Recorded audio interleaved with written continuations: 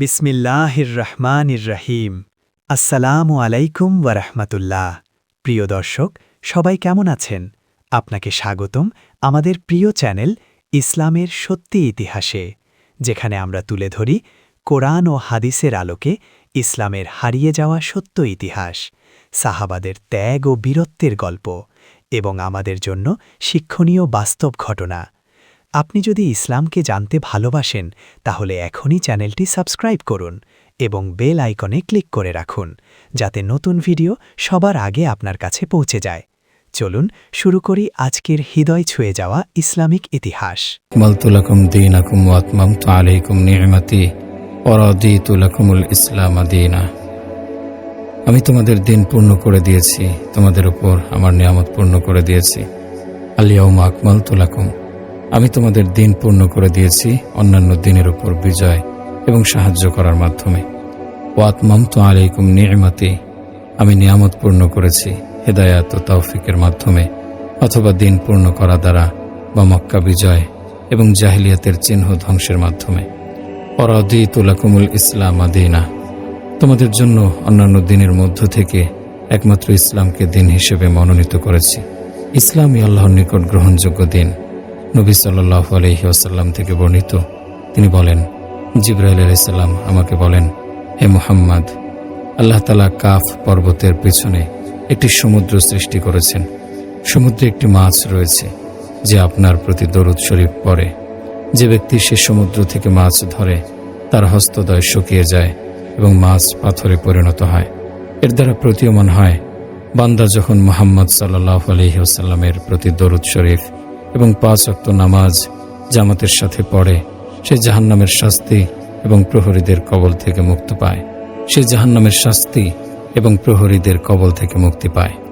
বর্ণিত রয়েছে, এ আয়াত অবতীর্ণ হওয়ার পর ওমর রাদিয়াল্লাহু আনহু ক্রন্দন করতে লাগলেন। নবী সাল্লাল্লাহু আলাইহি ওয়াসাল্লাম তাকে ক্রন্দনের কারণ জিজ্ঞেস করলে তিনি বললেন, আমি এজন্য ক্রন্দন করেছি, আমরা আমাদের দিনের অতিরিক্ত বিষয়ের মধ্যে ছিলাম, অতঃপর তা পরিপূর্ণতা লাভ করল, আর পরিপূর্ণতার অর্থ হল তা হ্রাস পাবে। রাসূল সাল্লাল্লাহু আলাইহি ওয়াসাল্লাম বললেন, তুমি সঠিক বলেছ। আল ইয়াউমা এর সাথে আলিফ লাম ব্যবহারের উদ্দেশ্য হল বর্তমান কাল এবং তার সাথে সংশ্লিষ্ট অতীত ও ভবিষ্যৎকাল। বর্ণিত রয়েছে, এ আয়াত বিদায় হজের সময় আরাফার ময়দানে জুমার দিন আসরের পর অবতীর্ণ হয়েছে। আর নবী সাল্লাল্লাহু আলাইহি ওয়াসাল্লাম আরাফার ময়দানে উটের পিঠের উপর দণ্ডায়মান ছিলেন। এরপর কোনো ফরজ বিধান অবতীর্ণ হয়নি। এ আয়াত অবতীর্ণ হলে রাসূল সাল্লাল্লাহু আলাইহি ওয়াসাল্লাম আয়াতের অর্থ সম্যকভাবে অনুধাবন করতে পারলেন না। তিনি উটের উপর ভর দিলে উট বসে পড়ল। অনন্তর জিবরাইল আলাইহিস সালাম অবতরণ করে বললেন, হে মুহাম্মদ, আজ আপনার দিনের যাবতীয় বিষয় পূর্ণ হয়েছে এবং আপনার স্রষ্টা কর্তৃক আপনার প্রতি আদিষ্ট ও নিষিদ্ধ বিষয়ের অবসান হয়েছে। সুতরাং আপনি আপনার সাহাবায়ে কেরামকে একত্রিত করুন এবং তাদের বলুন, আজকের পর আপনার প্রতি কোনো আয়াত অবতীর্ণ করা হবে না। নবী সাল্লাল্লাহু আলাইহি ওয়াসাল্লাম মক্কা থেকে মদিনায় গিয়ে সাহাবাদের একত্রিত করলেন, আয়াত তেলাওয়াত করলেন এবং জিবরাইল আলাইহিস সালাম যা বললেন তা সম্পর্কে তাদের অবগত করেন। একথা শুনে সাহাবায়ে কেরাম আনন্দিত হলেন, আমাদের দিন পূর্ণ হয়েছে। কিন্তু আবু বকর রাদিয়াল্লাহু আনহু বিষণ্ণ মনে ঘরে ফিরে গেলেন এবং দরজা বন্ধ করে দিবারাত্রি সজোরে ক্রন্দন করতে লাগলেন। সাহাবায়ে কেরাম কান্নার আওয়াজ শুনে আবু বকর রাদিয়াল্লাহু আনহু এর ঘরে এসে বললেন, হে আবু বকর, আপনি আনন্দের স্থানে ক্রন্দন করছেন, কেননা আল্লাহ তাআলা আমাদের দিন পূর্ণ করে দিয়েছেন। তিনি বললেন, তোমরা কি জানো না তোমাদের উপর বিপদ আসন্ন? তোমরা কি শোনোনি যে কোনো জিনিস পূর্ণ হলে তার হ্রাস পাওয়াটাও প্রকাশ পায়? এ আয়াত আমাদের বিচ্ছিন্ন হওয়ার এবং হাসান হুসাইন, ইয়াতিম এবং রাসূল সাল্লাল্লাহু আলাইহি সাল্লামের স্ত্রীগণের বিধবা হওয়ার সংবাদ দেয়। একথা শুনে সাহাবায়ে কেরাম গগন বিদারী আওয়াজ দিয়ে চিৎকার করতে লাগলেন। আবু বকর রাদিয়াল্লাহু আনহু এর কক্ষ থেকে ক্রন্দনের আওয়াজ অন্যরা শুনে রাসূল সাল্লাল্লাহু আলাইহি সাল্লামের কাছে আগমন করে বলল, হে আল্লাহর রাসূল, সাহাবায়ে কেরামের কি হলো? আমরা তাদের ক্রন্দন শুনতে পাচ্ছি। রাসূল সাল্লাল্লাহু আলাইহি সাল্লামের চেহারা বিষণ্ণ হয়ে গেল এবং দ্রুত সাহাবায়ে কেরামের কাছে এসে তাদের ওই অবস্থায় দেখে বললেন, তোমরা কেন ক্রন্দন করছো? আলী রাদিয়াল্লাহু আনহু বললেন, আবু বকর রাদিয়াল্লাহু আনহু বলেছেন, আমি এই আয়াত দ্বারা রাসূল সাল্লাল্লাহু আলাইহি সাল্লামের মৃত্যুর ঘ্রাণ পাচ্ছি। হে আল্লাহর রাসূল, এই আয়াত দ্বারা কি আপনার মৃত্যুর ব্যাপারে প্রমাণ পেশ করা যায়? রাসূল সাল্লাল্লাহু আলাইহি সাল্লাম বললেন, আবু বকর যা বলেছে সত্য বলেছে। আমার মৃত্যু এবং তোমাদের থেকে বিচ্ছিন্ন হওয়ার সময় ঘনিয়ে এসেছে। এর দ্বারা বোঝা যায় আবু বকর রাদিয়াল্লাহু আনহু সাহাবাগণের মধ্যে সবচেয়ে বড় আলেম ছিলেন। আবু বকর রাদিয়াল্লাহু আনহু একথা শুনে সজোরে চিৎকার করলেন এবং বেহুশ অবস্থায় লুটিয়ে পড়েন। আলী রাদিয়াল্লাহু আনহু প্রকম্পিত হলেন, আর অন্যান্য সাহাবায়ে কেরাম শিহরিত হন, আর সকলে ভীত সন্ত্রস্ত হয়ে সজোরে ক্রন্দন করেন। এমনকি তাদের সাথে আসমানের ফেরেশতা, পাহাড়, পর্বত, পাথর, কীট, পতঙ্গ, স্থলজ ও জলজ প্রাণী পর্যন্ত ক্রন্দন করতে লাগল। অতঃপর নবী সাল্লাল্লাহু আলাইহি ওয়াসাল্লাম সকল সাহাবায়ে কেরামের সাথে মুসাফাহা করে তাদেরকে বিদায় দিলেন। তিনি ক্রন্দন এবং তাদের জন্য ওসিয়ত করলেন। এ আয়াত নাজিলের পর তিনি 81 দিন জীবিত ছিলেন। কেউ বলেছেন কালালা সম্পর্কিত আয়াত নাজিল হওয়ার পর 50 দিন, আর লাকাদ জাআকুম রাসূলুন এ আয়াত নাজিল হওয়ার পর 35 দিন, ওয়াত্তাকু ইয়াওমান তারজু ফীহি ইলাল্লাহ আয়াত নাজিল হওয়ার পর 21 দিন জীবিত ছিলেন। কোরআনের এ আয়াত সর্বশেষ অবতীর্ণ হয়েছে। রাসূল সাল্লাল্লাহু আলাইহি ওয়াসাল্লাম এ আয়াত নাজিল হওয়ার পর মিম্বরে আরোহণ করে জ্বালাময় বক্তৃতা দেন, যার ফলে সাহাবায়ে কেরামের অশ্রু প্রবাহিত হলো, আত্মা ভীত সন্ত্রস্ত হলো এবং দেহ প্রকম্পিত হলো। তিনি একদিকে সুসংবাদ দিলেন, অপরদিকে ভীত সন্ত্রস্ত করলেন। হযরত ইবনে আব্বাস রাদিয়াল্লাহু আনহু থেকে বর্ণিত, যখন রাসূল সাল্লাল্লাহু আলাইহি ওয়াসাল্লামের মৃত্যুর সময় নিকটবর্তী হলো, তখন হযরত বেলাল রাদিয়াল্লাহু আনহুকে নামাজের জন্য আজান দেওয়ার আদেশ দেন। তিনি আজান দেওয়ার পর আনসার, মুহাজির সকল সাহাবী মসজিদে নববীতে একত্রিত হন এবং লোকদের নিয়ে 2 রাকাত নামাজ পড়েন। অতঃপর মিম্বারে আরোহণ করে হামদোসানার পর আবেগময় বক্তব্য দেন, যার ফলে আত্মা ভীত সন্ত্রস্ত হয় এবং অশ্রু প্রবাহিত হতে লাগল। অতঃপর বললেন, হে মুসলিম সম্প্রদায়, আমি তোমাদের নবী, হিতাকাঙ্ক্ষী এবং আল্লাহর দিকে আহ্বানকারী ছিলাম। আমি তোমাদের জন্য দয়ালু পিতা ও স্নেহশীল ভাইয়ের মতো। যদি আমি কারো প্রতি জুলুম করে থাকি, তাহলে সে যেন দণ্ডায়মান হয় এবং কিয়ামত দিবসের কেসাসের পূর্বে আমার থেকে কেসাস গ্রহণ করে। তিনি 2-3 বার বলার পরও কেউ দণ্ডায়মান হল না। অনন্তর ওকাশা ইবনে মেহসান নামে এক ব্যক্তি রাসূল সাল্লাল্লাহু আলাইহি সাল্লামের সামনে দাঁড়ায়। সে বলল, হে আল্লাহর রাসূল, আপনার প্রতি আমার পিতামাতা উৎসর্গিত হোক। আপনি যদি বারবার অনুরোধ না করতেন, তাহলে আমি কোনো কিছু আপনার নিকট পেশ করতাম না। আমি বদর যুদ্ধে আপনার সাথে ছিলাম। আমার স্ত্রী আপনার স্ত্রীর নিকটবর্তী হয়, সুতরাং আমি উট থেকে অবতরণ করে আপনার নিকটবর্তী হলাম, যেন আমি আপনার রানে চুমা দিতে পারি। আপনি স্ত্রী প্রহার করার জন্য খেজুরের একটি লাঠি ওঠান, যেন উট দ্রুত চলে। ইতিমধ্যে লাঠি দ্বারা আপনি আমার কোমরে আঘাত করেছেন। ইয়া রাসূলুল্লাহ, আপনি স্বেচ্ছায় আঘাত করেছেন না উটকে আঘাত করার ইচ্ছা করেছিলেন, তা আমি জানি না। রাসূল সাল্লাল্লাহু আলাইহি সাল্লাম বললেন, হে ওকাশা, আল্লাহ না করুন, আল্লাহর রাসূল স্বেচ্ছায় আঘাত করেছেন। নবী সাল্লাল্লাহু আলাইহি সাল্লাম বেলাল রাদিয়াল্লাহু আনহুকে বললেন, হে বেলাল, তুমি ফাতেমার ঘরে গিয়ে আমার লাঠি নিয়ে আসো। হযরত বেলাল রাদিয়াল্লাহু আনহু মাথায় হাত দিয়ে মসজিদ থেকে বের হলেন। হযরত বেলাল রাদিয়াল্লাহু আনহু হযরত ফাতেমার দরজায় করাঘাত করলে তিনি বললেন, দরজার নিকট কে? বেলাল রাদিয়াল্লাহু আনহু বললেন, আমি রাসূল সাল্লাল্লাহু আলাইহি সাল্লামের লাঠি নেওয়ার জন্য এসেছি। ফাতেমা রাদিয়াল্লাহু আনহা বললেন, হে বেলাল, আমার পিতা লাঠি দ্বারা কি করবেন? বললেন, হে ফাতেমা, আপনার পিতা নিজের পক্ষ থেকে কিসাস আদায় করবেন। অতঃপর হযরত বেলাল রাদিয়াল্লাহু আনহু বললেন, হে ফাতেমা, কে আছে যে রাসূল সাল্লাল্লাহু আলাইহি সাল্লাম থেকে কিসাস গ্রহণ করে আত্মতৃপ্তি লাভ করবে?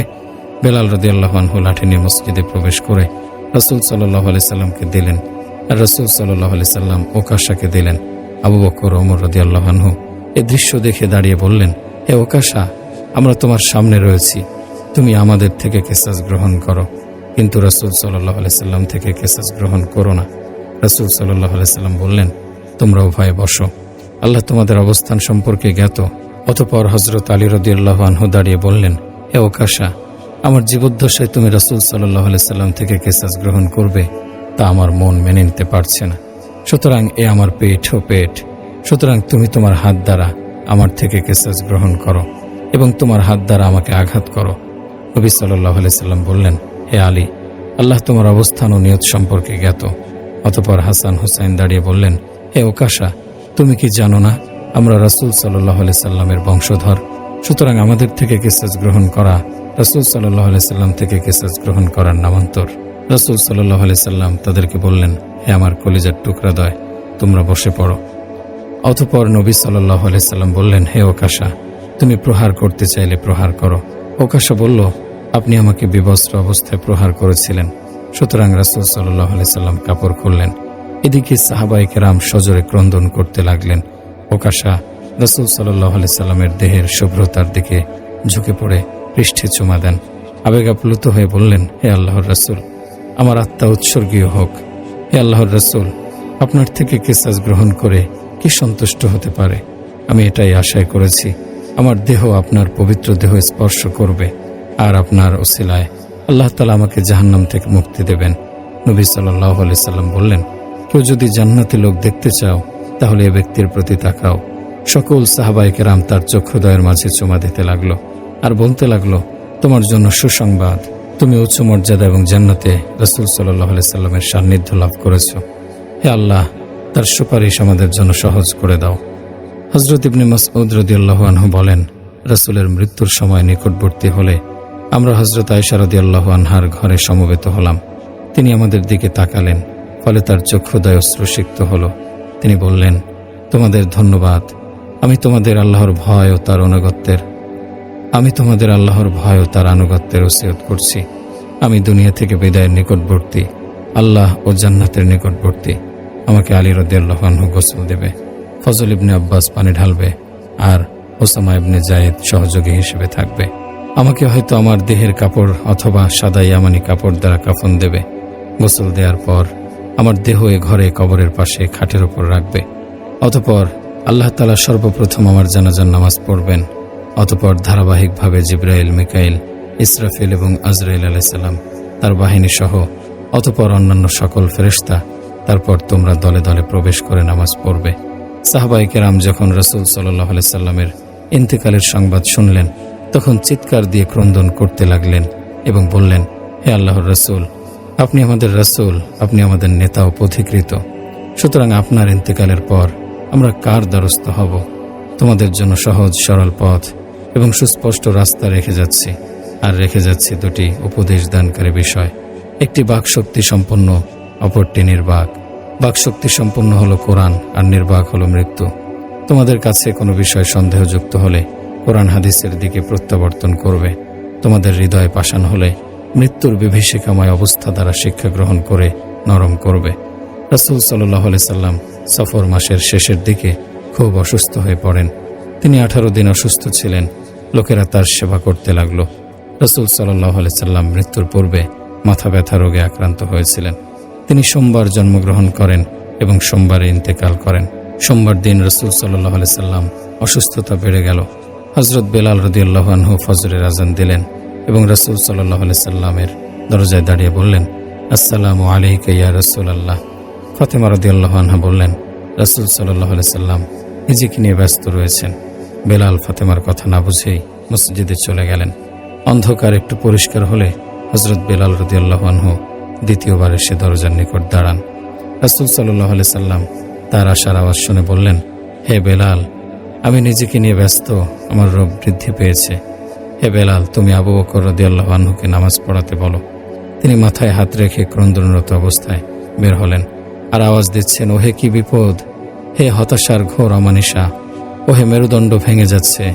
হায়, যদি আমার মা আমাকে জন্ম না দিত। অনন্তর মসজিদে গিয়ে বললেন, হে আবু বকর, আপনাকে রাসূল সাল্লাল্লাহু আলাইহি সাল্লাম নামাজ পড়াতে আদেশ করেছেন। তিনি নিজেকে নিয়ে ব্যস্ত আছেন। তিনি রাসূল সাল্লাল্লাহু আলাইহি সাল্লামের মেহরাব খালি দেখে আত্মহারা হয়ে বিকট আওয়াজ করে বেহুশ হয়ে লুটে পড়েন। সাহাবায়ে কেরাম তার সাথে চিৎকার দিলেন। রাসূল সাল্লাল্লাহু আলাইহি সাল্লাম তাদের চিৎকারের আওয়াজ শুনে বললেন, হে ফাতেমা, এই চিৎকারের কারণ কি? তিনি বললেন, আপনার অনুপস্থিতির কারণে। রাসূল সাল্লাল্লাহু আলাইহি সাল্লাম আলী এবং ফজল ইবনে আব্বাসকে ডেকে তাদের কাঁধে ভর দিয়ে মসজিদে গেলেন এবং সোমবার ফজরের 2 রাকাত নামাজ পড়ান। অতঃপর লোকদের দিকে মনোনিবেশ করে বললেন, হে মুসলিম সম্প্রদায়, আল্লাহর ভয় ও আনুগত্য করা আবশ্যক। আমি অচিরেই নশ্বর পৃথিবী থেকে বিদায় গ্রহণ করছি। এটা আমার দুনিয়ার শেষ এবং আখিরাতের প্রথম দিন। কথা বলে তিনি নিজ গৃহে চলে যান। সুতরাং আল্লাহ তাআলা হযরত আজরাইল আলাইহিস সালামের নিকট ওহী প্রেরণ করলেন, তুমি আমার বন্ধুর নিকট সুন্দর আকৃতিতে গমন করো এবং অত্যন্ত নরমভাবে তার রূহ কবজ করো। তিনি তোমাকে প্রবেশের অনুমতি দিলে প্রবেশ করো, আর অনুমতি না দিলে প্রবেশ করো না, বরং ফিরে এসো। অনন্তর আজরাইল আলাইহিস সালাম বেদুইনের আকৃতিতে অবতরণ করে বললেন, হে নবুয়ত ও রিসালাতের ভান্ডার, আমি কি প্রবেশ করতে পারি? ফাতেমা রাদিয়াল্লাহু আনহা উত্তর দিয়ে বললেন, হে আল্লাহর বান্দা, রাসূল সাল্লাল্লাহু আলাইহি সাল্লাম নিজেকে নিয়ে ব্যস্ত রয়েছেন। অতঃপর দ্বিতীয়বার আওয়াজ দিয়ে বললেন, আসসালামু আলাইকুম ওয়া রাহমাতুল্লাহ। হে আল্লাহর রাসূল এবং হে নবী পরিবার, আমি কি ঘরে প্রবেশ করতে পারি? রাসূল সাল্লাল্লাহু আলাইহি ওয়াসাল্লাম তার আওয়াজ শুনে বললেন, ফাতেমা, দরজার নিকট কে? তিনি বললেন, এক বেদুইন ব্যক্তি আওয়াজ দিয়েছে। আমি বললাম, আল্লাহর রাসূল নিজেকে নিয়ে ব্যস্ত রয়েছেন। অতঃপর তৃতীয়বার আওয়াজ দিলে অনুরূপ বললাম। অনন্তর সে আমার দিকে মুদ্রিত নেত্রে তাকায়। আমার দেহ প্রকম্পিত হয়ে উঠল, অন্তর আতঙ্কিত হল, কাঁধের গোশত শিহরিত হল এবং আমার বর্ণ পরিবর্তন হল। নবী সাল্লাল্লাহু আলাইহি সাল্লাম বললেন, ফাতেমা, তুমি কি জানো এই ব্যক্তি কে? ফাতেমা বললেন, না। রাসূল সাল্লাল্লাহু আলাইহি সাল্লাম বললেন, পৃথিবীর স্বাদ ধ্বংসকারী, প্রবৃত্তি কর্তনকারী, দলসমূহ বিচ্ছিন্নকারী, ঘরসমূহ বিধ্বস্তকারী, কবরসমূহ নির্মাণকারী। কথা শুনে ফাতেমা রাদিয়াল্লাহু আনহা সজোরে ক্রন্দন করে বলতে লাগলেন, হে দুর্ভোগ! শেষ নবী, সর্বশ্রেষ্ঠ ও সর্বোত্তম নবীর বিদায়ের কারণে, হায় আক্ষেপ!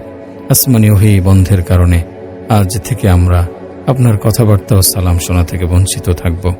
নবী সাল্লাল্লাহু আলাইহি সাল্লাম বললেন, ফাতেমা, তুমি ক্রন্দন করো না। নিশ্চয়ই আমার পরিবারের মধ্য থেকে সর্বপ্রথম তুমি আমার সাথে সাক্ষাৎ করবে। অতঃপর নবী সাল্লাল্লাহু আলাইহি সাল্লাম বললেন, হে মালাকুল মউত, তুমি আসো। ফলে তিনি প্রবেশ করেন এবং সালাম দেন। রাসূল সাল্লাল্লাহু আলাইহি সাল্লাম সালামের উত্তর দিয়ে বললেন, আপনি কি সাক্ষাতের জন্য না রূহ কবজ করার জন্য এসেছেন?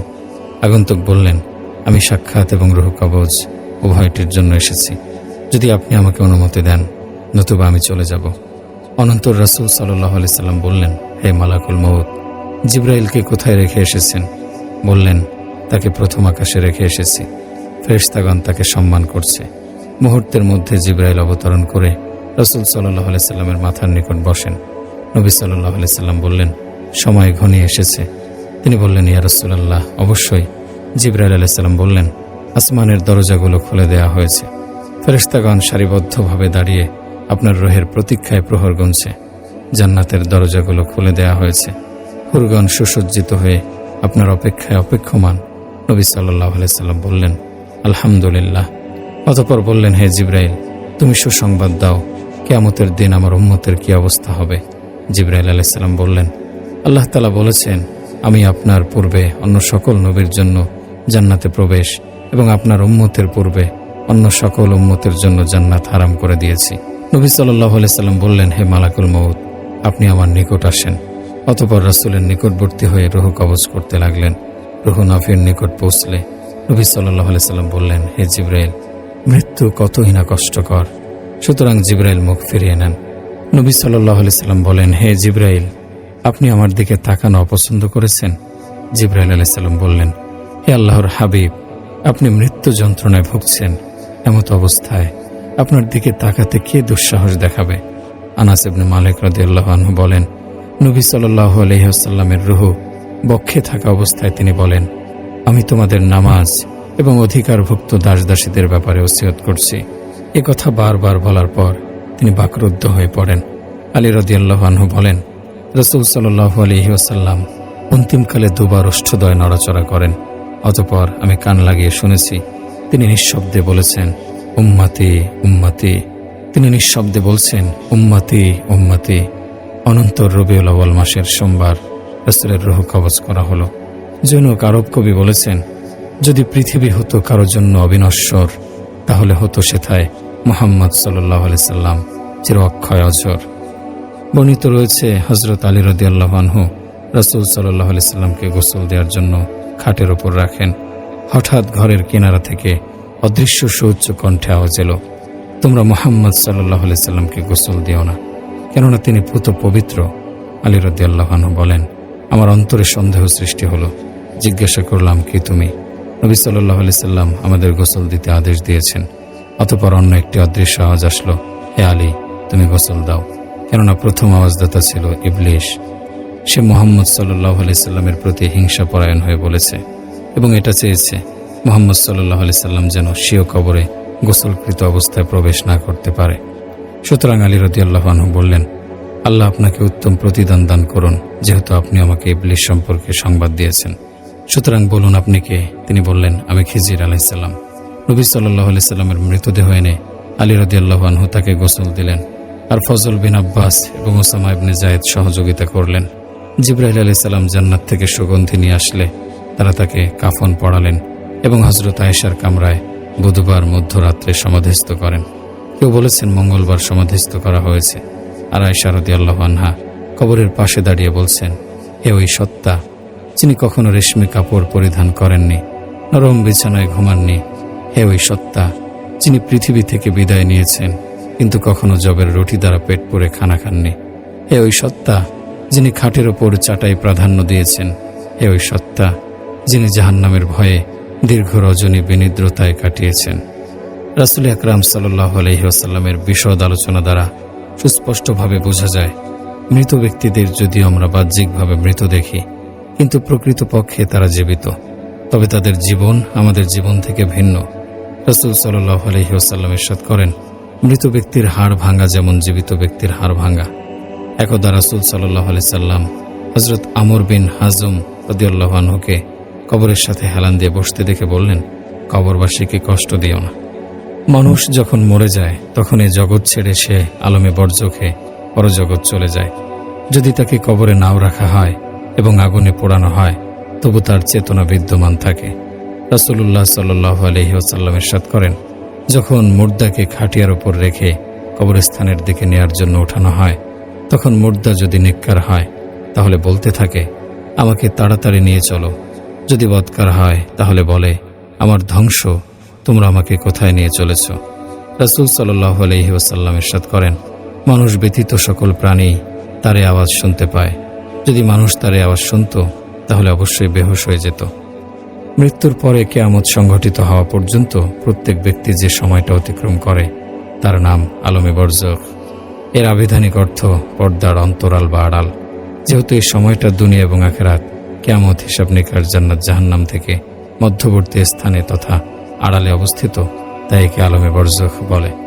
যেহেতু মানুষ মৃত ব্যক্তিদের সাধারণত কবরে দাফন করে দেয়, এজন্য আলমে বরজখের শান্তি অথবা শাস্তি সম্পর্কে রাসূলুল্লাহ সাল্লাল্লাহু আলাইহি সাল্লামের হাদিসে কবর শব্দ ব্যবহার করা হয়েছে। তার অর্থ এ নয়, যাদের কবর দেয়া হয় না, জ্বালিয়ে দেয়া বা পানিতে ভাসিয়ে দেয়া হয় তারা আলমে বরজখে জীবিত হবে না। আসলে শান্তি বা শাস্তির ব্যাপার হলো রূহের সাথে। একথাও স্মরণ রাখতে হবে, মহান আল্লাহ জ্বলে যাওয়া আগুনের ক্ষুদ্র ছাই কণাগুলোকেও জমা করে আযাব বা শাস্তি দিতে সক্ষম। হাদিস শরীফে আছে, প্রথম জামানায় এক ব্যক্তি অনেক বেশি গুনাহ করেছিল।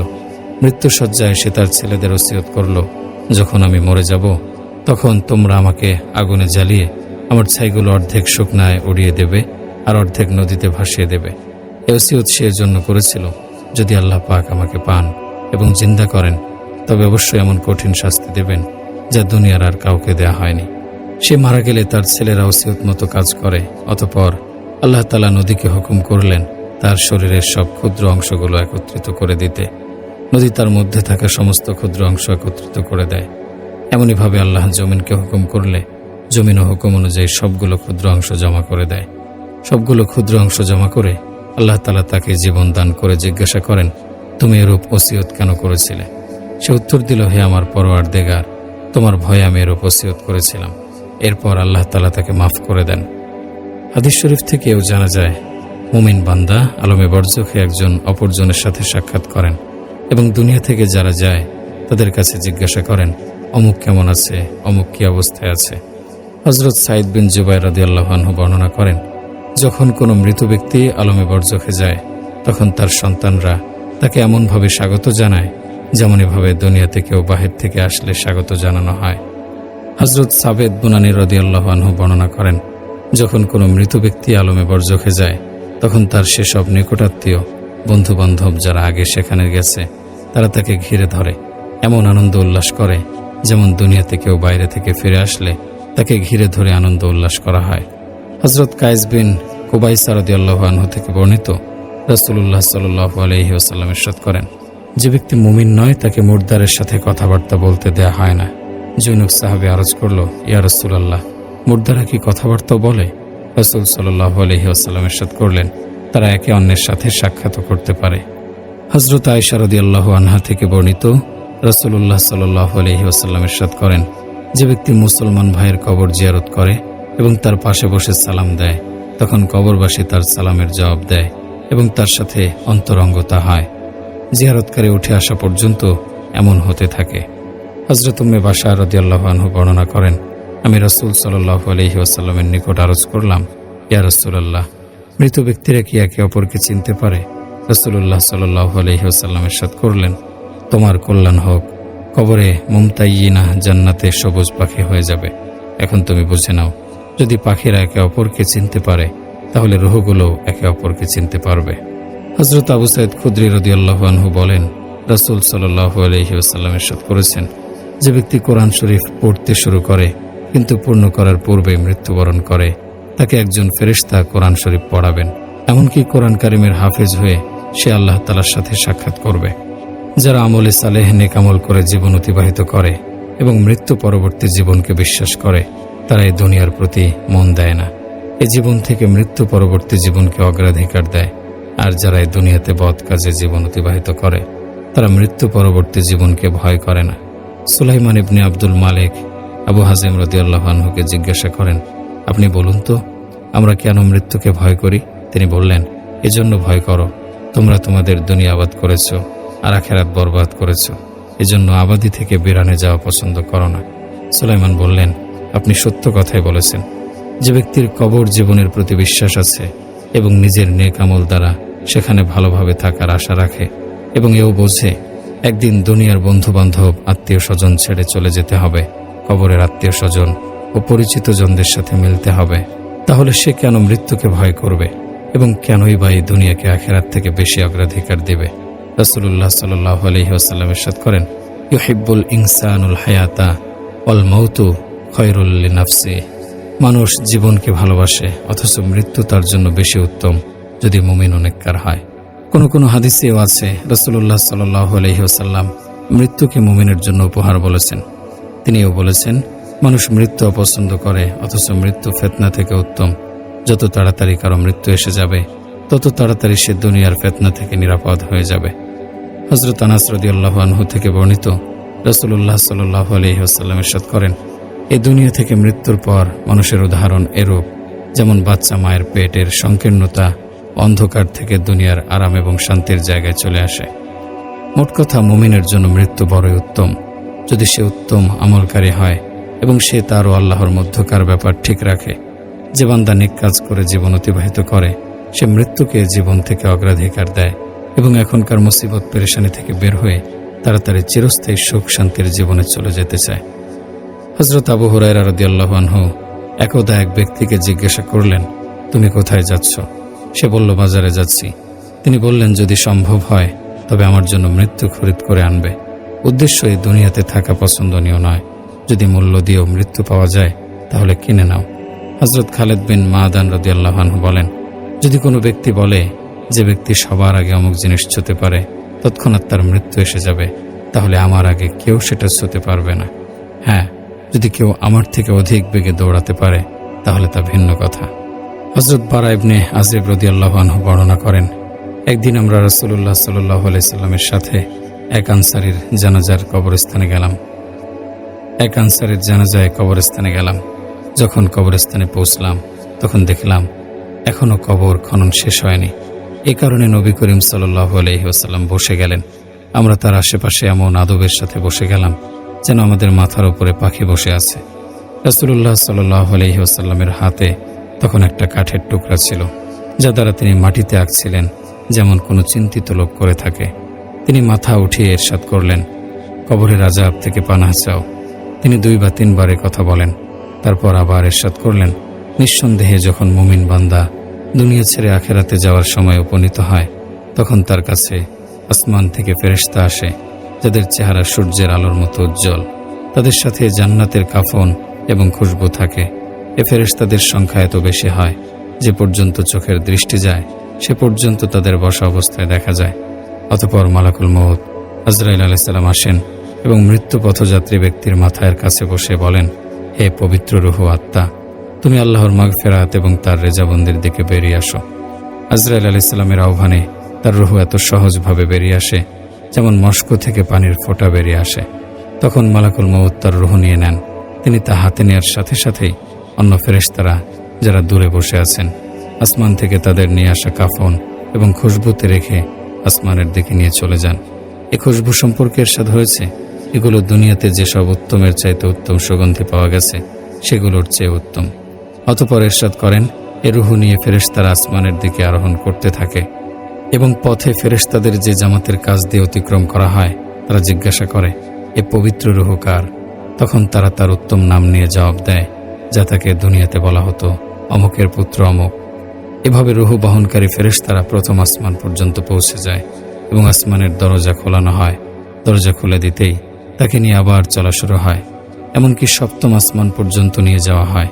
প্রত্যেক আসমানের নৈকট্যশীল ফেরেশতারা পরের আসমান পর্যন্ত পৌঁছে দিতে সাথে যায়।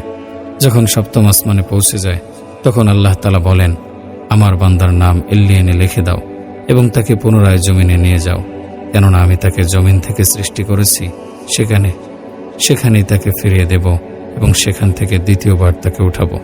অতঃপর তার রূহ তার শরীরে ফিরিয়ে দেয়া হবে এবং তার কাছে দুজন ফেরেশতা আসবে। তারা এসে তাকে বসাবে এবং প্রশ্ন করবে, তোমার রব কে? সে উত্তর দেবে, আমার রব আল্লাহ। তারপর তাকে জিজ্ঞাসা করা হবে, তোমার দিন কি? সে উত্তর দেবে, আমার দিন ইসলাম। তারপর তাকে জিজ্ঞাসা করা হবে, এ ব্যক্তি কে যাকে তোমাদের মাঝে প্রেরণ করা হয়েছিল? সে উত্তর দেবে, ইনি আল্লাহর রাসূল সাল্লাল্লাহু আলাইহি ওয়াসাল্লাম।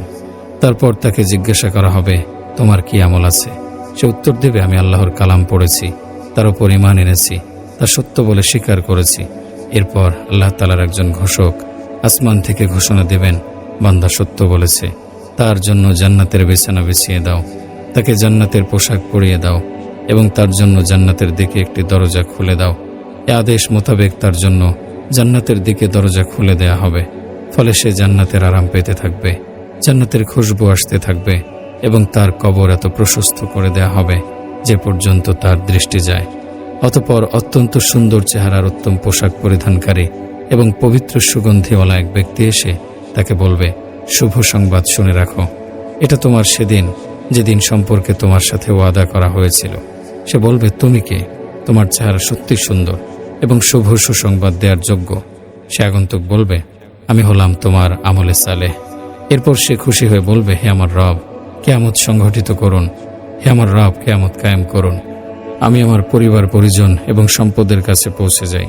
পরিবার পরিজন ও সম্পদ দ্বারা বেহেশতের হুর ও নিয়ামত বোঝানো হয়েছে। কাফের যখন দুনিয়া থেকে আখেরাতে যাওয়ার সময় হয়ে যায় তখন কালো কুচরি চেহারার ফেরেশতারা তার নিকট আসেন। তাদের নিকট থাকে ছেঁড়া কাপড়। দৃষ্টি যত দূর যায় ফেরেশতারা তত দূর জায়গা নিয়ে বসবে। তারপর মালাকুল মউত ফেরেশতা আসবেন, তিনি তার মাথার কাছে গিয়ে বসবেন। এরপর বলবেন, হে খবিস আত্মা, আল্লাহর অসন্তুষ্টির প্রতি বেরিয়ে আস। মালাকুল মউতের কথা শুনে তার রূহ শরীরের এদিক ওদিক ছোটাছুটি করতে শুরু করবে। মালাকুল মউত তার শরীর থেকে রূহ এমনভাবে বের করবেন যেমন করে গোশত ভুনা করার শিক থেকে ভেজা পশম পরিষ্কার করা হয়। অর্থাৎ কাফের রূহ অত্যন্ত জোর করে বের করা হবে। তার রূহ মালাকুল মউত হাতে নিয়ে নেবেন। এরপর সাথে সাথে তার ছেঁড়া কাপড়ে বেঁধে ফেলবেন। তা থেকে এমন দুর্গন্ধ বের হবে যা দুনিয়ার পচা গলিত মরা লাশ থেকে বের হয়। ফেরেশতারা তা নিয়ে আসমানের দিকে ছুটে চলবেন। ফেরেশতাদের যে জামাতের সাথেই তাদের দেখা হবে তারা জিজ্ঞাসা করবে, এটা কোন খবিসের রূহ? তখন তারা তাকে দুনিয়াতে যেসব খারাপ নামে ডাকা হতো সে নাম নিয়ে বলবেন, এটা অমুকের পুত্র অমুকের রূহ। এভাবে তারা তাকে নিয়ে প্রথম আসমানে পৌঁছে যাবেন। তার রূহ বহনকারী ফেরেশতা দরজা খুলতে বলবে, কিন্তু তার জন্য দরজা খোলা হবে না। আল্লাহ তাআলা ইরশাদ করেন, লা তুফাত্তাহু লাহুম আবওয়াবুস সামাঈ ওয়া লা ইয়াদখুলুনাল জান্নাতা হাত্তা ইয়ালিজাল জামালু ফি সাম্মিল খিয়াত। তাদের জন্য আসমানের দরজা খোলা হবে না আর তারা কখনো জান্নাতে প্রবেশ করবে না যে পর্যন্ত না উট সূচের ছিদ্র দিয়ে প্রবেশ করবে। সূচের ছিদ্র দিয়ে যেমন উট প্রবেশ করা অসম্ভব তেমনি ভাবে তাদের জান্নাতে প্রবেশও অসম্ভব। অতঃপর আল্লাহ তাআলা বলবেন, তার নাম সিজ্জিনে লিখে দাও, যা জমিনের সর্বনিম্নে অবস্থিত। অতএব তার রূহ সেখান থেকে জমিনে নিক্ষেপ করা হবে। অতঃপর রাসূল সাল্লাল্লাহু আলাইহি সাল্লাম এই আয়াত তেলাওয়াত করেন, ওমা ইউশরিক বিল্লাহি ফাকান্নামা খাররা মিনাস সামাই ফাতাখতাফুহুত তায়রু আও তাহওয়ি বিহির রিহু ফি মাকানিন সাহিক। আর যে কেউ আল্লাহর সাথে শরীক করল সে আকাশ থেকে ছিটকে পড়ল। অতঃপর মৃতভোজী পাখি তাকে ছো মেরে নিয়ে গেল অথবা বাতাস তাকে উড়িয়ে নিয়ে কোনো দূরবর্তী স্থানে নিক্ষেপ করল। তারপর রূহ তার শরীরে ফিরিয়ে দেয়া হবে এবং তার নিকট দুজন ফেরেশতা এসে তাকে বসিয়ে জিজ্ঞেস করবেন, তোমার রবকে? সে বলবে, হায় হায়, আমার তো জানা নেই। আবার তাকে জিজ্ঞেস করা হবে, তোমার দিন কি? সে বলবে, হায়, আমার জানা নেই। আবার জিজ্ঞেস করা হবে, এ ব্যক্তি কে, যাকে তোমাদের নিকট প্রেরণ করা হয়েছিল? সে বলবে, হায় হায়, আমার জানা নেই। যখন এ প্রশ্নোত্তর পর্ব শেষ হবে, তখন আসমান থেকে একজন ঘোষক ঘোষণা দেবে, সে মিথ্যা বলেছে। সে তার রব সম্পর্কে জানত, কিন্তু মানত না। যে দিনের ওপর সে ছিল তা সম্পর্কে এবং মুহাম্মদ সাল্লাল্লাহু আলাইহি সাল্লামের নবুয়ত সম্পর্কেও সে জানে, কিন্তু আযাবের ভয়ে এখন সে অজ্ঞতা প্রকাশ করে বলছে সে কিছুই জানে না। এখন তার জন্য আগুনের বিছানা বিছিয়ে দাও এবং জাহান্নামের দরজা খুলে দাও। দরজা খুলে দিলে সেদিক থেকে উত্তপ্ত হাওয়া আসতে থাকবে। তার কবর এমন সংকীর্ণ করে দেওয়া হবে, তার একদিকের হাড্ডি অন্যদিকে চলে যাবে। তার নিকট এক ব্যক্তি আসবে যার চেহারা হবে কুৎসিত, কাপড় চোপড় হবে ময়লা ও দুর্গন্ধযুক্ত। তার শরীর থেকে দুর্গন্ধ আসতে থাকবে। সে তাকে বলবে, বিপদের কথা শুনে নাও, যে দিন সম্পর্কে তোমার সাথে ওয়াদা করা হয়েছিল। সে বলবে, তুমি কে? বাস্তবে তোমার চেহারা স্রোতের যে অবস্থা, তাতে তুমি এ বিপদের সংবাদ দেয়ারই যোগ্য। উত্তরে সে বলবে, আমি তোমার বদ আমল। এটা শুনে সে কিয়ামতের পর এর চেয়ে কঠিন আযাব ভোগ করার ভয়ে বলবে, হে প্রভু, তুমি কিয়ামত কায়েম করো না। এক বর্ণনায় আছে, যখন কোনো মুমিনের রূহ বের হয়, তখন আসমান জমিনের মধ্যবর্তী স্থানের ফেরেশতা এবং সেসব ফেরেশতা যারা আসমানে আছে সকলে তার প্রতি রহমত প্রেরণ করে। তার জন্য আসমানের দরজা খুলে দেয়া হয়। দরজায় নিয়োজিত ফেরেশতারা আল্লাহর নিকট আরজ করে, তার রূহ আমাদের দিক থেকে নিয়ে আসমানে ওঠানো হোক। আর কাফেরের ব্যাপারে বর্ণিত আছে, তার রূহ রগসহ বের করা হয় এবং আসমান জমিনের মধ্যবর্তী স্থানের সব ফেরেশতা তার উপর অভিশাপ দিতে থাকে। তার জন্য আসমানের সব দরজা বন্ধ করে দেয়া হয় এবং প্রত্যেক দরজায় নিয়োজিত ফেরেশতারা এই দোয়া করে যেন তার রূহ তাদের দিক থেকে ঊর্ধ্বে আরোহণ না করানো হয়। হযরত জাবের রাদিয়াল্লাহু আনহু থেকে বর্ণিত, রাসূল সাল্লাল্লাহু আলাইহি ওয়াসাল্লাম ইরশাদ করেন, যখন মুমিন ব্যক্তিকে কবরে দাফন করে দেয়া হয়, তখন তার মনে হয় যেন সূর্য অস্ত যাচ্ছে। যখনই তার রূহ ফিরিয়ে দেয়া হয়, তখনই সে চোখ মলতে মলতে উঠে বসে এবং ফেরেশতাদের বলে, আমাকে ছাড়ো, আমি নামাজ পড়ব। মোল্লা আলী কারি রহমতুল্লাহি আলাইহি লেখেন, সে সময় মুর্দা তাকে দুনিয়াতেই মনে করে বলবে, সওয়াল জবাব রাখো, আমাকে ফরজ নামাজ আদায় করতে দাও, আমার নামাজের সময় চলে যাচ্ছে। তারপর লেখেন, এ কথা সেই বলবে যে দুনিয়াতে পাবন্দির সাথে নামাজ আদায় করেছে এবং সব সময় নামাজের খেয়ালে থাকত। এ থেকে বেনামাজের শিক্ষা নেয়া এবং নিজের অবস্থা চিন্তা করা উচিত। তাদের খুব ভালোভাবে চিন্তা করা উচিত, হঠাৎ যখন প্রশ্নের সম্মুখীন হতে হবে তখন অবস্থা কি হবে। হযরত আবু হুরায়রা রাদিয়াল্লাহু আনহু থেকে বর্ণিত, রাসূলুল্লাহ সাল্লাল্লাহু আলাইহি ওয়াসাল্লাম ইরশাদ করেন, নিঃসন্দেহে মুর্দা কবরে পৌঁছে নির্ভয়ে এবং পেরেশানি মুক্ত অবস্থায় উঠে বসে। অতঃপর তাকে প্রশ্ন করা হয়, তুমি দুনিয়াতে কোন দিনের উপর ছিলে? সে উত্তর দেয়, আমি দ্বীন ইসলামের উপর ছিলাম। তারপর প্রশ্ন করা হয়, ইনি কে? তার ব্যাপারে তোমার বিশ্বাস কি, যাকে তোমাদের নিকট প্রেরণ করা হয়েছিল? সে উত্তর দেয়, তিনি মুহাম্মদ সাল্লাল্লাহু আলাইহি ওয়াসাল্লাম, যিনি আল্লাহর পক্ষ থেকে প্রকাশ্য মুজিজা নিয়ে আমাদের নিকট এসেছিলেন। আমরা তাকে বিশ্বাস করেছি। অতঃপর তাকে প্রশ্ন করা হয়, তুমি কি আল্লাহকে দেখেছ? সে জবাব দেবে, দুনিয়াতে কেউ আল্লাহকে দেখতে পারে না, আমি কিভাবে দেখব? তারপর তার সামনে দোজখের একটি জানালা খুলে দেওয়া হয়। এই জানালা দিয়ে সে দেখবে দোজখের অগ্নিশিখা একটি অপরটিকে গ্রাস করছে। যখন সে দোজখের অবস্থা দেখবে, তখন তাকে বলা হবে, দেখো আল্লাহ পাক তোমাকে কেমন মুসিবত থেকে বাঁচালেন। তারপর তার জন্য জান্নাতের একটি জানালা খুলে দেওয়া হবে, যা দ্বারা সে জান্নাতের সৌন্দর্য এবং সেখানে থাকা অন্যান্য সব সামগ্রী দেখবে। তারপর তাকে বলা হবে, এই জান্নাতই তোমার ঠিকানা, কেননা তুমি ঈমানের সাথে জীবন অতিবাহিত করেছ, ঈমানের সাথে মৃত্যুবরণ করেছ এবং ঈমানের সাথেই কিয়ামতের দিন তোমাকে কবর থেকে ওঠানো হবে ইনশাআল্লাহ। রাসূলুল্লাহ সাল্লাল্লাহু আলাইহি ওয়াসাল্লাম বলেন, নাফরমান ব্যক্তি ভয় শঙ্কা নিয়ে কবরে উঠে বসবে। তাকে প্রশ্ন করা হবে, তুমি দুনিয়াতে কোন দিনের ওপর ছিলে? সে জবাব দেবে, আমার জানা নেই। অতঃপর তাকে রাসূলুল্লাহ সাল্লাল্লাহু আলাইহি ওয়াসাল্লাম সম্পর্কে জিজ্ঞাসা করা হবে, তার ব্যাপারে তোমার আকীদা কি? সে জবাব দেবে, তার ব্যাপারে লোকেরা যা বলেছে আমিও তাই বলেছি। অতঃপর তাকে দেখানোর জন্য জান্নাতের দিকে একটা জানালা খুলে দেয়া হবে, যা দ্বারা সে জান্নাতের সৌন্দর্য এবং সেখানে থাকা আরামায়েশের সব সামগ্রী দেখতে পাবে। তখন তাকে বলা হবে, দেখো তুমি আল্লাহর নাফরমানি করেছ, তাই আল্লাহ তোমাকে কেমন নিয়ামত থেকে বঞ্চিত করেছেন। তারপর তার সামনে দোজখের একটি জানালা খুলে দেয়া হবে, যা দ্বারা সে দোজখের অবস্থা দেখবে। সে দেখতে পাবে দোজখের একটি অগ্নিশিখা অন্য অগ্নিশিখাকে গ্রাস করছে। তারপর তাকে বলা হবে, এটাই তোমার ঠিকানা। তুমি এই দিন সম্পর্কে সন্দেহ সংশয়ের জীবনযাপন করেছ, সন্দেহের অবস্থায় তোমার মৃত্যু হয়েছে। ইনশাআল্লাহ কিয়ামতের দিন সন্দেহ নিয়েই তুমি উঠবে। হযরত আবু হুরায়রা রাদিয়াল্লাহু আনহু থেকে বর্ণিত, রাসূলুল্লাহ সাল্লাল্লাহু আলাইহি ওয়াসাল্লাম ইরশাদ করেন, কবরে যখন মুর্দাকে রেখে যাওয়া হয় তখন তার নিকট দুজন ফেরেশতা আসে, যাদের শরীর কালো এবং চোখ নীল রঙের, যাদের একজন মুনকার এবং অন্যজনকে নাকির বলা হয়। তারা উভয়ে তাকে প্রশ্ন করবে, সে ব্যক্তি সম্পর্কে তোমার কি ধারণা যাকে তোমাদের মাঝে প্রেরণ করা হয়েছিল? যদি সে মুমিন হয় তাহলে জবাব দেবে, তিনি আল্লাহর বান্দা এবং তার রাসূল। আমি সাক্ষ্য দিচ্ছি আল্লাহ ব্যতীত কোনো মাবুদ নেই এবং নিঃসন্দেহে মুহাম্মদ সাল্লাল্লাহু আলাইহি ওয়াসাল্লাম আল্লাহর বান্দা এবং তার রাসূল। এ উত্তর শুনে তারা উভয়ে বলবে, আমরা জানতাম তুমি এরূপই বলবে। এরপর তার কবর 70 হাত প্রশস্ত এবং আলোকিত করে দেয়া হবে। ফেরেশতা দুজন তাকে বলবে, এখন তুমি শুয়ে থাকো। সে বলবে, আমি আমার পরিবারবর্গকে আমার অবস্থা জানিয়ে দিতে যাচ্ছি।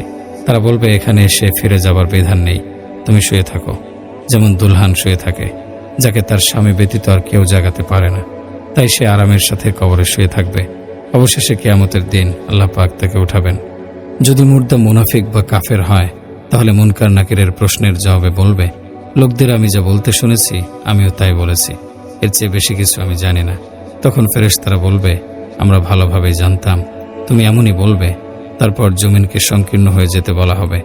জমিন তার জন্য সংকীর্ণ হয়ে যাবে, ফলে তার একদিকের হাড় অন্যদিকে চলে যাবে এবং তার কবরে আযাবে আযাব চলতে থাকবে।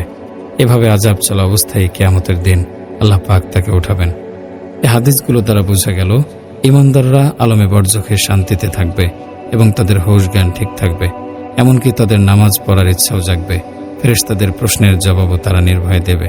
নিজের উত্তম অবস্থা দেখে সংবাদ পরিবারের সদস্যদের জানানোর জন্য ফেরেশতাদের বলবে, আমি এখন শোবো না, আমি আমার খবর আমার পরিবারের লোকদের জানিয়ে আসি। এবং এত সব উত্তম ব্যবস্থা দেখে সে তৎক্ষণাৎ কিয়ামত কায়েম হওয়ার কামনা করবে, যাতে করে জলদি জলদি জান্নাতে প্রবেশ করতে পারে। এ সময় যার উপর আল্লাহর রহমত হয় তার বুদ্ধি জ্ঞানী ঠিক থাকে এবং আল্লাহ তাআলা তাকে সঠিক উত্তর জানিয়ে দেন। যেমন আল্লাহ তাআলা কোরআন শরীফের সূরা ইব্রাহিমে ইরশাদ করেন, ইউসাব্বিতুল্লাহুল্লাযীনা আমানু বিল কওলিস সাবিতি ফিল হায়াতিদ দুনিয়া ওয়া ফিল আখিরাহ। আল্লাহ ঈমানদারদের শক্তিশালী বাণী কালেমা তাইয়্যিবার কারণে দুনিয়া ও আখিরাতের জীবনে শক্তিমান করে দেবেন। রাসূল করিম সাল্লাল্লাহু আলাইহি ওয়াসাল্লাম হযরত ওমর রাদিয়াল্লাহু আনহুকে বলেন, হে ওমর, সে সময় কি অবস্থা হবে যখন লোকজন তোমাকে কবরে দাফন করে চলে আসবে। অতঃপর তোমার পরীক্ষা নেয়ার জন্য দুজন ফেরেশতা আসবে, যাদের আওয়াজ হবে বাঘের গর্জনের মতো আর চক্ষু হবে দৃষ্টিহরণকারী বিজলির ন্যায়। তারা তোমাকে কঠোর ভাষায় ডেকে তুলবে এবং বিচারকের ন্যায় তোমার সাথে কথা বলবে। সে সময় তোমার কি অবস্থা হবে? হযরত ওমর রাদিয়াল্লাহু আনহু আরজ করলেন, ইয়া রাসূলুল্লাহ, সে সময় কি আমাদের জ্ঞান থাকবে? রাসূল সাল্লাল্লাহু আলাইহি ওয়াসাল্লাম ইরশাদ করেন, আজকের ন্যায় সেদিনও তোমাদের জ্ঞান বহাল থাকবে। এ কথা শুনে হযরত ওমর রাদিয়াল্লাহু আনহু বললেন, তাহলে আমি বুঝে নেব। হযরত আবু হুরায়রা রাদিয়াল্লাহু আনহু থেকে বর্ণিত, রাসূলুল্লাহ সাল্লাল্লাহু আলাইহি ওয়াসাল্লাম ইরশাদ করেন, ফেরেশতাগণ মুমিনের রূহ নিয়ে সেসব রূহের নিকট যায় যারা পূর্বে ইন্তেকাল করেছেন। তারা নবাগত রূহ দেখে এত খুশি হয় যেমন দুনিয়াতে তোমাদের কেউ হারিয়ে যাওয়া ব্যক্তিকে পেলে খুশি হও। তারপর তার কাছ থেকে জানতে চায়, অমুকের কি অবস্থা, অমুক কেমন আছে। তারপর নিজেরা বলাবলি করতে থাকে, আচ্ছা এখন থাক, পরে জিজ্ঞাসা করে নিও, তাকে বিরক্ত করো না, এখন আরাম করতে দাও, কেননা সে দুনিয়াতে অনেক কষ্টের মধ্যে ছিল। তারপর সে বলতে শুরু করে, অমুক ব্যক্তির অবস্থায় রূপ, অমুকের রূপ। কারো কারো বিষয়ে বলবে, যারা তার পূর্বেই মারা গেছে, সে তো মারা গেছে, কেন সে কি তোমাদের কাছে আসেনি? এ কথা শুনে তারা বলবে, সে মারা গেছে কিন্তু আমাদের কাছে আসেনি, তাহলে তাকে অবশ্যই দোজখে পৌঁছে দেয়া হয়েছে। হাদিস গ্রন্থ তাবারানীতে বর্ণিত হয়েছে, রাসূলুল্লাহ সাল্লাল্লাহু আলাইহি ওয়াসাল্লাম ইরশাদ করেন, নিঃসন্দেহে তোমাদের আমল তোমাদের সেসব আত্মীয় স্বজন এবং বংশীয় লোকদের সামনেও পেশ করা হয় যারা আখিরাতে কবরে চলে গেছে। যদি তোমাদের আমল নেক হয় তাহলে তারা খুশি হয় এবং আল্লাহর কাছে দোয়া করে, হে আল্লাহ, এটা আপনার ফজল এবং রহমত, অতএব আপনি তার জন্য আপনার নিয়ামত পূর্ণ করুন এবং এর উপরে তার মৃত্যু দান করুন। যদি বদ আমল তাদের সামনে পেশ করা হয় তাহলে তারা দোয়া করে, ইয়া আল্লাহ, আপনি তাদের অন্তরে নেক আমলের আগ্রহ দান করুন, যা আপনার সন্তুষ্টি এবং নৈকট্য লাভের কারণ হবে। হযরত সাঈদ ইবনে মুসাইয়াব রাদিয়াল্লাহু আনহু থেকে বর্ণিত, হযরত আয়েশা রাদিয়াল্লাহু আনহা রাসূলুল্লাহ সাল্লাল্লাহু আলাইহি সাল্লামের নিকট আরজ করলেন, ইয়া রাসূলুল্লাহ, যখন আপনি কবরে মুনকার নাকিরের ভয়ঙ্কর আওয়াজ এবং মাটির চাপ দেওয়ার কথা বলেছেন, তখন থেকে আমার কোনো কিছুতেই শান্তি লাগছে না, পেরেশানি দূর হচ্ছে না। রাসূলুল্লাহ সাল্লাল্লাহু আলাইহি ওয়াসাল্লাম ইরশাদ করেন, হে আয়েশা, মুনকার নাকিরের আওয়াজ মুমিনের জন্য এমন সুমধুর এবং আনন্দদায়ক হবে যেমন সুরমা ব্যবহারে চোখের প্রশান্তি অনুভূত হয়। আর মাটির চাপ দেওয়ার বিষয়টি এমন হবে যেমন মা তার স্নেহের সন্তানের মাথা ব্যথা হলে মাথা টিপতে টিপতে তাকে ঘুম পাড়িয়ে দেয়। হে আয়েশা, জেনে রাখো, আল্লাহর ব্যাপারে সন্দেহ পোষণকারী ভীষণ কষ্টের সম্মুখীন হবে এবং কবরে মাটি তাকে এমনভাবে চাপ দেবে যেমন ডিম পাথরের নিচে পড়লে পিষে যায়। হযরত আনাস রাদিয়াল্লাহু আনহু থেকে বর্ণিত, রাসূলুল্লাহ সাল্লাল্লাহু আলাইহি ওয়াসাল্লাম ইরশাদ করেন, প্রত্যেক মানুষের জন্য আসমানের দুটি দরজা আছে, একটি দিয়ে তার আমল প্রবেশ করে, আরেকটি দিয়ে তার রিজিক পাঠানো হয়। যখন মুমিন ব্যক্তির মৃত্যু হয় তখন উভয় দরজা ক্রন্দন করতে থাকে। হযরত ইবনে ওমর রাদিয়াল্লাহু আনহু থেকে বর্ণিত, রাসূলুল্লাহ সাল্লাল্লাহু আলাইহি ওয়াসাল্লাম ইরশাদ করেন, যখন কোনো মুমিন মারা যায় তখন কবরস্থান এই আকাঙ্ক্ষায় নিজেকে সাজাতে থাকে যেন তার কোনো অংশে উক্ত মুমিনকে দাফন করা হয়। হযরত ইবনে আব্বাস রাদিয়াল্লাহু আনহু ইরশাদ করেন, মুমিনের মৃত্যুতে জমিন 40 দিন পর্যন্ত কাঁদতে থাকে। হযরত আতা খোরাসানী রহমতুল্লাহি আলাইহি বলতেন, মুমিন যে স্থানে সিজদা করে সে স্থান কিয়ামতের দিন তার জন্য সাক্ষ্য দেবে এবং তার মৃত্যুর দিন ক্রন্দন করবে। হযরত আবু উমামা রাদিয়াল্লাহু আনহু থেকে বর্ণিত, রাসূলুল্লাহ সাল্লাল্লাহু আলাইহি ওয়াসাল্লাম বলেন, কারো মৃত্যুর পর তার যেসব কাজের সওয়াব কবরে পৌঁছাতে থাকে তা হলো ইলম, যা তার জীবদ্দশায় বিতরণ করে গেছে, এবং নেক সন্তান অথবা কোরআন পাকের উত্তরাধিকারী রেখে গেছে, অথবা মসজিদ মুসাফিরখানা নির্মাণ করে গেছে, কিংবা জনসাধারণের জন্য পানির ব্যবস্থা করে গেছে, অথবা সুস্থ সবল থাকা অবস্থায় নিজের ধন সম্পদ থেকে কিছু দান সদকা করে গেছে। তার সওয়াব মৃত্যুর পরও তার কবরে পৌঁছতে থাকে। হযরত আবু হুরায়রা রাদিয়াল্লাহু আনহু থেকে আরো বর্ণিত আছে, রাসূলুল্লাহ সাল্লাল্লাহু আলাইহি ওয়াসাল্লাম ইরশাদ করেন, নিশ্চয়ই আল্লাহ পাক জান্নাতে তার নেক বান্দাদের দরজা বুলন্দ করবেন। তারা বলবেন, হে আল্লাহ, আমি এত বুলন্দ দরজা কিভাবে পেলাম? আল্লাহ তাআলা ইরশাদ করবেন, তোমার সন্তানরা তোমার জন্য ইস্তেগফার করছে, যার দরুন তোমাকে এই দরজা দেয়া হয়েছে। এক বর্ণনায় আছে, কিয়ামতের দিন কিছু লোকের সাথে পাহাড় পরিমাণ নেকি থাকবে। তারা এই নেকি দেখে আরজ করবে, এত নেকি আমি কিভাবে অর্জন করলাম? ইরশাদ হবে, তোমার সন্তানদের ইস্তেগফারের কারণে তোমাকে এত নেকি দান করা হয়েছে। হযরত ইবনে আব্বাস রাদিয়াল্লাহু আনহু বর্ণনা করেন, রাসূলুল্লাহ সাল্লাল্লাহু আলাইহি ওয়াসাল্লাম ইরশাদ করেছেন, মাইয়েত কবরে দেওয়ার জন্য এরকম মুখাপেক্ষী হয়ে থাকে যেমন পানিতে ডুবন্ত ব্যক্তির সাহায্যের জন্য কাতর হয়ে থাকে। অতঃপর বলেন, মাইয়েত দোয়ার অপেক্ষায় থাকে যা তার বাপ মা ভাই বোন বন্ধু বান্ধবদের পক্ষ থেকে তার কাছে পৌঁছে। যখন তার নিকট এদের কারো দোয়া পৌঁছে তখন সে পুরো দুনিয়া এবং দুনিয়ায় যা কিছু আছে তার থেকে একে বেশি প্রিয় ভাবে। নিঃসন্দেহে আল্লাহ পৃথিবীবাসীর দোয়া পাহাড় পরিমাণ করে কবরবাসীকে দান করেন। নিঃসন্দেহে মৃত ব্যক্তিদের জন্য জীবিতদের হাদিয়া হলো ইস্তেগফার করা। হযরত আনাস রাদিয়াল্লাহু আনহু থেকে বর্ণিত, রাসূলুল্লাহ সাল্লাল্লাহু আলাইহি ওয়াসাল্লাম ইরশাদ করেন, মালাকুল মউত যখন আল্লাহর মকবুল মনোনীত বান্দার নিকট আগমন করে তখন তাকে সালাম করে এবং বলে, আসসালামু আলাইকা ইয়া ওয়ালিয়াল্লাহি সুম্মা খুরুজ মিন দারিকাল্লাতি খররাবতাহা ইলা দারিকাল্লাতি আম্মারতাহা। হে আল্লাহর বান্দা, সালাম গ্রহণ করুন এবং সে গৃহ থেকে বের হয়ে আসুন যা আপনি প্রবৃত্তি বিসর্জন দিয়ে বরবাদ করেছেন, এবং সে গৃহের প্রতি চলুন যা আপনি ইবাদত দিয়ে আবাদ করেছেন। হযরত ইবনে জুরাইজ রাদিয়াল্লাহু আনহু বর্ণনা করেন, রাসূলুল্লাহ সাল্লাল্লাহু আলাইহি ওয়াসাল্লাম হযরত আয়েশা রাদিয়াল্লাহু আনহাকে বলেন, যখন মুমিনের মৃত্যুর সময় হয় তখন সে ফেরেশতাদের দেখে। ফেরেশতারা তাকে বলে, তোমাকে কি আমরা দুনিয়াতে রেখে যাব এবং রূহ কবজ থেকে বিরত থাকব? সে বলবে, আপনারা কি আমাকে চিন্তা ফিকির এবং অস্থিরতার স্থানে রেখে যেতে চান? আমি আর এখানে থাকতে চাই না, আমাকে আল্লাহ তাআলার নিকট নিয়ে চলুন। হযরত যায়েদ বিন আসলাম রাদিয়াল্লাহু আনহু বর্ণনা করেন, মৃত্যুর সময় মুমিনের কাছে ফেরেশতারা এসে তাকে সুসংবাদ শোনান এবং বলেন, তুমি যেখানে যাচ্ছ সেখানে কোনো ভয় নেই। এ কথা শুনে তার ভয় কেটে যায়। ফেরেশতারা বলেন, দুনিয়া এবং দুনিয়াবাসীকে ছেড়ে যাওয়ার কারণে তুমি দুঃখ করো না, তুমি জান্নাতের সুসংবাদ নাও। এজন্য সে দুনিয়া থেকে এই অবস্থায় মারা যায়, আল্লাহ তাআলা তার চক্ষু শীতল করে দেন। তবেই হযরত মাশরুক রাদিয়াল্লাহু আনহু বর্ণনা করেন, আমরা হযরত আব্দুল্লাহ ইবনে মাসউদ রাদিয়াল্লাহু আনহু থেকে এই আয়াতের তাফসীর শুনতে চাইলাম। ওয়ালা তাহসাবান্নাল্লাযীনা কুতিলু ফী সাবিলিল্লাহি আমওয়াতা বাল আহইয়াউন ইনদা রাব্বিহিম ইরযাকুন।